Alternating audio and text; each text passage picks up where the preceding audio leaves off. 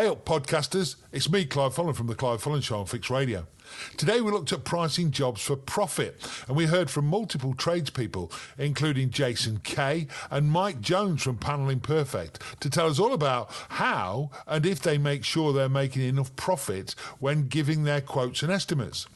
There's also the pub lunch quiz for your chance to grab yourself 6 points, as well as the very best messages that we received.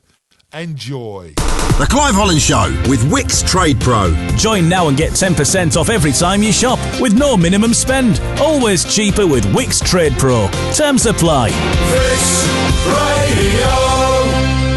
Hey, listen to Clive Holland on Fixed Radio, the Builder Station, and today our attention is on pricing jobs for profit and making sure you're making enough of it when you're giving quotes and estimates, and how you ensure this happens. Joining us on the line now to give us his thoughts is a man who can hopefully give us some hints and tips. It's our expert when it comes to materials, Jason Kaye. He's the Managing Director from the Kaye Co Building Materials Solutions. How are you? I'm good, son. I'm good. Thanks so much. Now then, how much difference can buying materials make to pricing a job? It can make a massive difference to your overall profit in the job. I mean, one thing I've always said, your margin is in the buying and not the selling.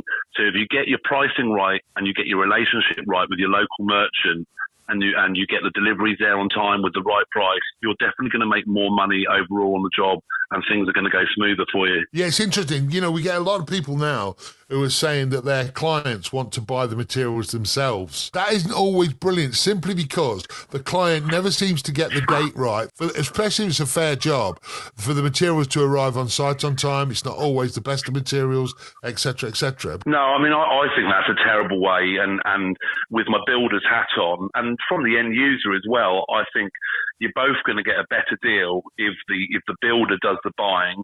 The relationship that the builder will have with multiple merchants over a period of time will mean that they're going to get a better rate and a better service than the end user, who, let's be honest, in most cases doesn't know a call-off schedule, doesn't know the products they want or when they need them or what a decent price is. Most merchants will see a end user coming and rightly so, won't charge them the full trade price that a decent person in the trade industry should be getting a better discount than the household owner. Yeah, no, I agree. And it's interesting as well, and certainly since we had lockdown, price-wise, when people were estimating, they would probably hold their estimate before the actual official quote, of course, for it could even be months. Now we're looking at possibly, a maximum of, I don't know, maybe 30 days. I think some people are even saying, look, 2 weeks is your maximum. We don't know how these prices are going to hold in terms of materials as well. Prices are fluctuating up and down. I mean, timber's a great example of that over the last couple of years. It's gone up and down like a stock market, and depending on what's going on in Malaysia or Canada, the timber prices, for example, will go up and down daily. But a good way to overcome this is to ask your local merchant when they're having expected increases. Most decent merchants will actually have this on their website as well, so you can actually check out what certain products and suppliers increases will be happening throughout the year. And it's really important that you ask your merchant or tell your merchant when you're planning on doing the job. So if the job's not planned in for 2 or 3 months, let your merchant know that, and a decent salesperson at the merchant will be able to price that job knowing that there's going to be increases happening in that time period. Yeah, that's a great shout, actually. So how can our tradespeople then maximise the profit when they're pricing a job? Well, as well as fluctuating, what you also get is pricing inconsistency from one merchant to another. Even a national merchant that has multiple branches, you may find you go in one merchant and pay one price, and then you go into a merchant 10 miles down the road of the same company, and you're paying a different price. So it's really important that you ask for a customer sale agreement with that merchant, and that when you've agreed a price with them, that they add that price to your customer sale agreement. So if you've agreed a certain price on timber 4x2 or plasterboard, for example, make sure that that price has been locked against your account. You can also ask for a copy of your customer sale agreement so you can see exactly what prices are on their system, and you can check that against other merchants that you're trading with and make sure that you're getting the right price and consistent pricing every time. Because there's nothing worse than if you've got a team of guys on the road and you send them in to go and get some materials from a branch, they get stiffed on the price and they get a different price from what you've been getting when you've been going in there. That's brilliant, my friend. That's Jason Kaye there, Managing Director from the Kaye Co Building Material Solutions. Clive Holland on Fix Radio. Because it's now time for my pub lunch quiz, where each day we go to a different Fix Radio approved public house. So without further ado, let's head over to today's chosen boozer, which is the Builder's Arms.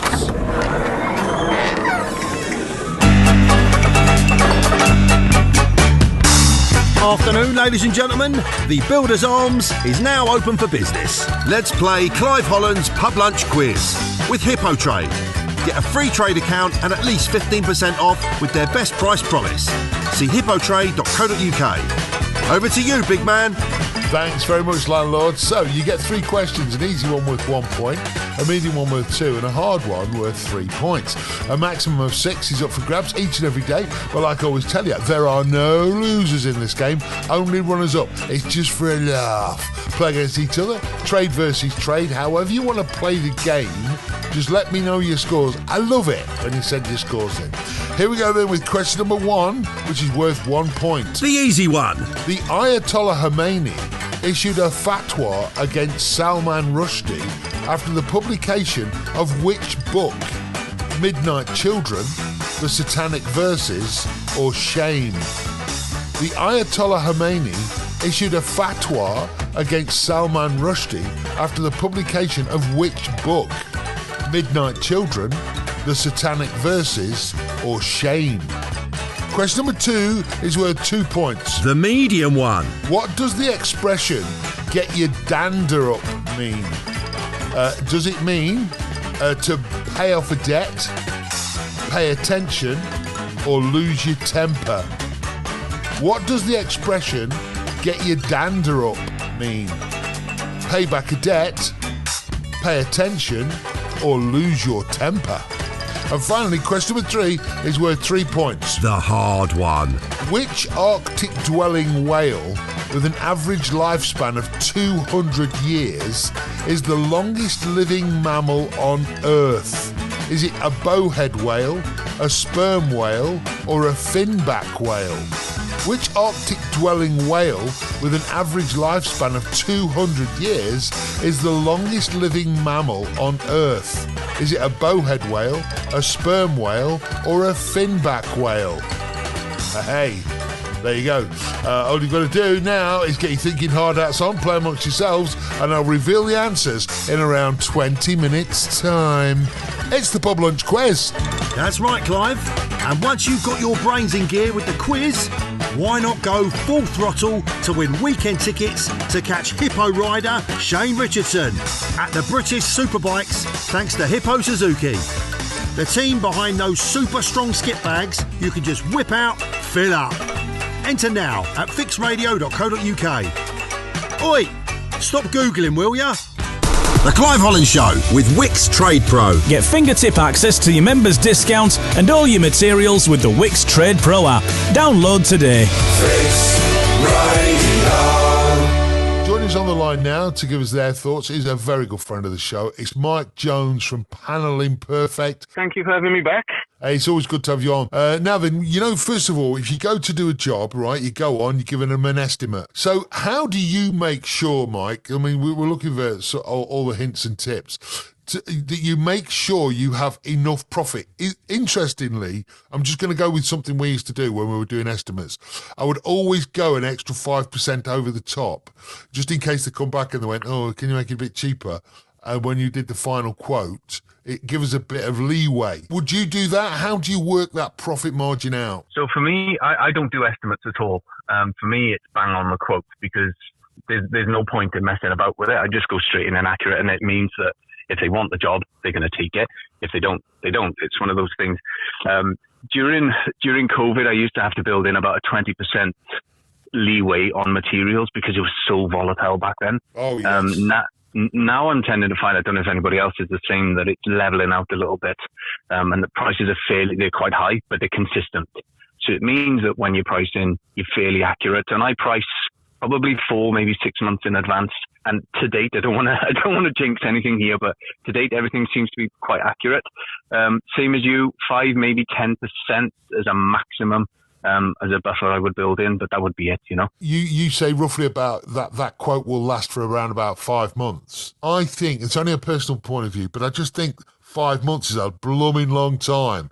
And you'd hope material prices would come down rather than go up, of course. I'm more fortunate than most that the material I use seems to be fairly steady and fairly consistent.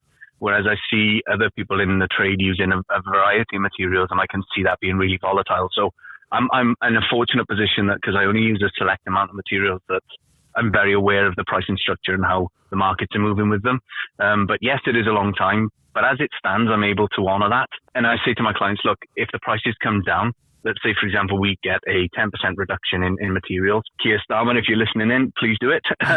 If we get a reduction in materials, then I can pass that on. Well, I'm telling you now, Mike Jones, Panel Imperfect, I would definitely be booking you if that was the case. Because I'm going to be perfectly honest now, that if the prices did come down, I'd be thinking, great.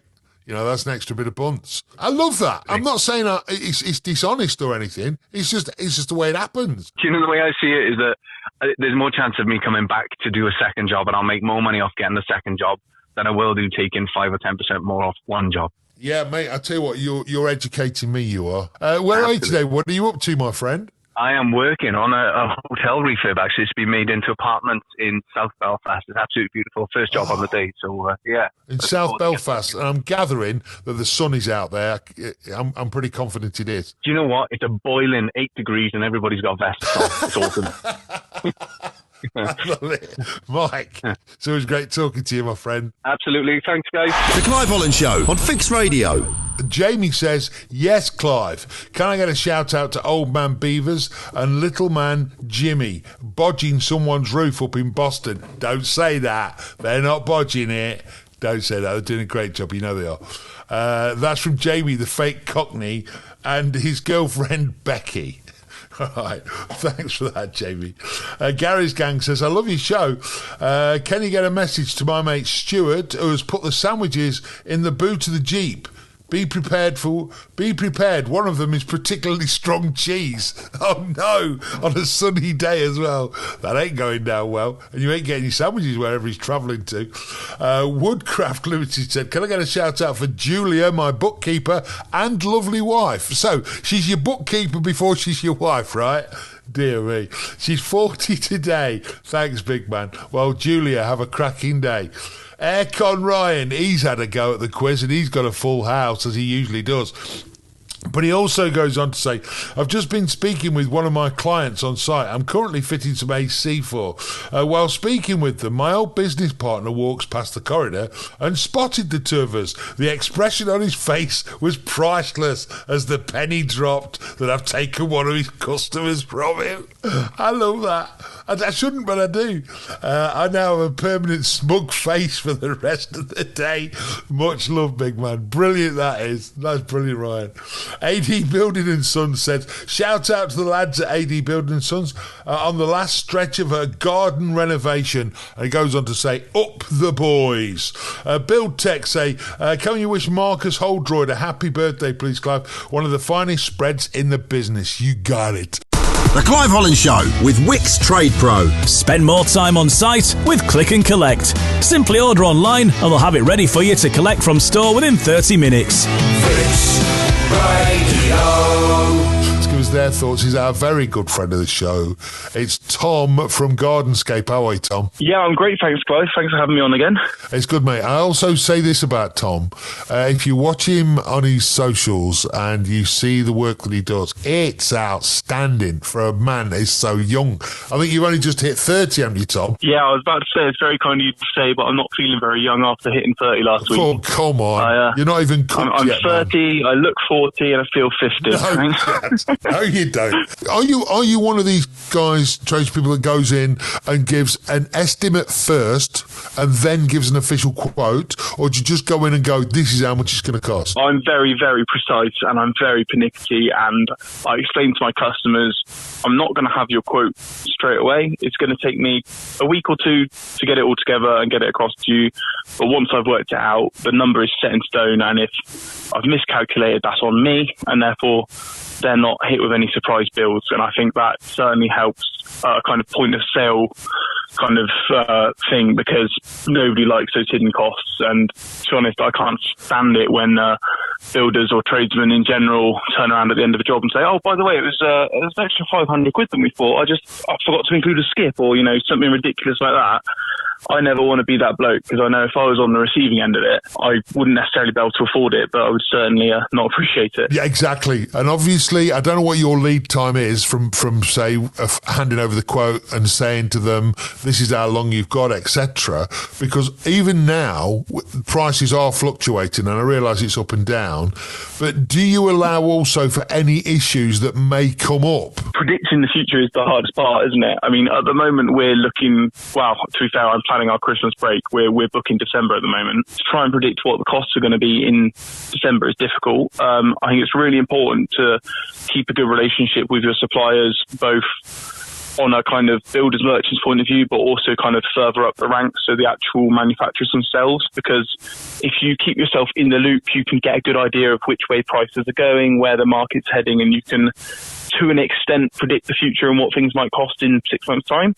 Obviously, it's not always that precise, and you have got to kind of include a little bit of a contingency in your pricing to allow for that. But more often than not, I get it pretty bang on now, but I'll be honest, the first couple of years of business were a very hard lesson to learn on that front, because, I mean, we're talking pre-COVID and then going into COVID and struggling to get hold of materials and all that kind of thing, and it got to the point where I was almost working at a loss just to keep myself working. Wow. Thankfully now, obviously, I'm wiser to it and I know what I'm doing more. I can get it pretty bang on every time. But when I say I'm precise with my calculations, I'm talking costs are worked out down to every individual little screw. Once all the costs are worked out for the materials, then I'll kind of sit down and plan the actual project itself. So I'll know exactly how many days it's going to take and how many guys, and include all the labour costs on that front. Then obviously I've got to include things like my VAT, my tax, all that kind of nonsense that we try to avoid talking about. And then I'll be totally honest, I always include a 10% contingency as well, because one, prices fluctuate. Two, weather can sometimes hold you up. Three, you know, there could be a hidden surprise. You get it a lot in landscaping, and you might start digging up a garden, and then, oh, by the way, there's a main sewer just 50 mil below the surface. And, you know, there's all sorts of terrible things hidden in the garden. So you've got to allow a bit of a contingency that means we can get the job done to the standard we need to do it, and theoretically not end up out of pocket. Just one extra, and that is, say, for instance, between the time you gave the quote and you doing the job and actually buying the materials, say, for instance, there was a drop of about 5% in the material costs, would you just keep that? You wouldn't pass it on to the customer? Yeah, well, realistically, if it's looking like the material prices are going down, then I'll have already be allowed for that. If it's a kind of shock surprise that no one really saw coming, and obviously I've not managed to predict and include in my costs, then it depends how much it is. But if it was just a little bit, I'd probably just take the win. Yeah, definitely, 100%. Equally, if it was a lot and I felt like I was, you know, robbing them blind, then I wouldn't do that. I'd probably split the difference or do something to make up for it. There's ways of going about it, isn't there? Because I would never want to be that bloke who's taking advantage of customers or pricing. Yeah. But to be honest, Clive, it's 2024. When do the prices come down unexpectedly? Yeah, very rare. I tell you what, mate, we can always dream. Where are you today? What are you up to, mate? In my yard, we're getting sorted and prepared, ready to start a new project on Monday, because I'm actually going away for a few days, Clive, which doesn't happen very often. So we're back at the yard, we're sorting things out, and I've recently purchased a new van for my guys to drive, so we're going to be getting that up together, getting some shelves built into that, and getting all the tools organised ready. I like it. I also like it as well, you name your projects, don't you? Yes, I do, yeah. And the reason for that is, one, so we've got a point of reference and we know exactly what we're talking about. both online and amongst ourselves as workers. But also it kind of keeps the privacy of the customer because we put all our work online. I don't want to say, oh, we're at number 72 on Farringdon Road. You know, I don't want to shout to the world exactly where we are. So we give them kind of semi-appropriate names that make sense, but also are totally not linked to the customer or the actual location. Most recently, we had the Ravine project, which overlooked a kind of a 40-foot cliff drop into a beautiful woodland ravine, which, I won't lie, Clive, was a lovely place to spend a couple of weeks working. Absolutely. Some of those gaffs you work on are brilliant. No doubt we'll talk again soon. Fix Radio. Bish, bash, bosh. It's now time for the answers to my pub lunch quiz. Let's find out how everyone did over at the Builder's Arms.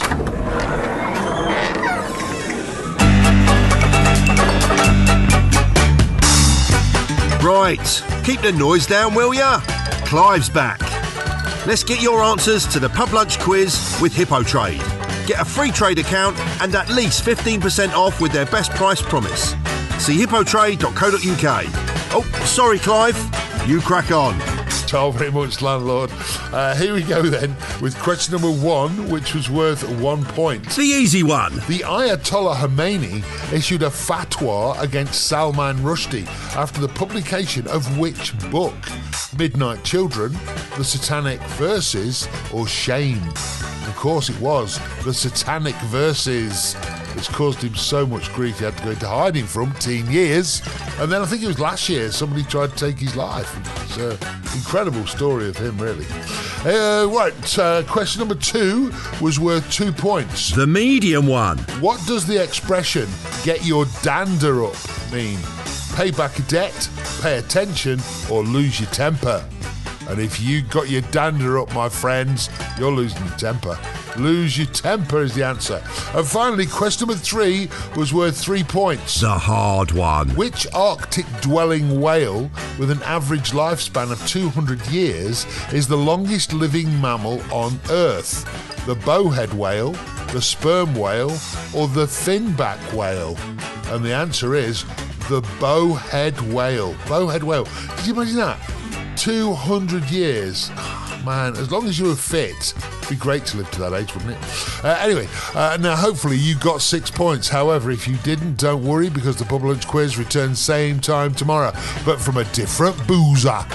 Yeehaw! Before you lot clear off, remember, there's still time to win a pair of tickets to the next British Superbikes race weekend at fixradio.co.uk, courtesy of Hippo Suzuki. The team behind those super strong skip bags you can just whip out, fill up. See for yourself at hippotrade.co.uk. Now clear off. It's happy hour. Fix Radio, made for the trade. So very much for listening to my podcast. It means the world to me, you know. And I'd love you to catch me doing my thing Monday through Thursday from 12 noon till 3 p.m. on the planet's only radio station for the construction industry, which is Fix Radio.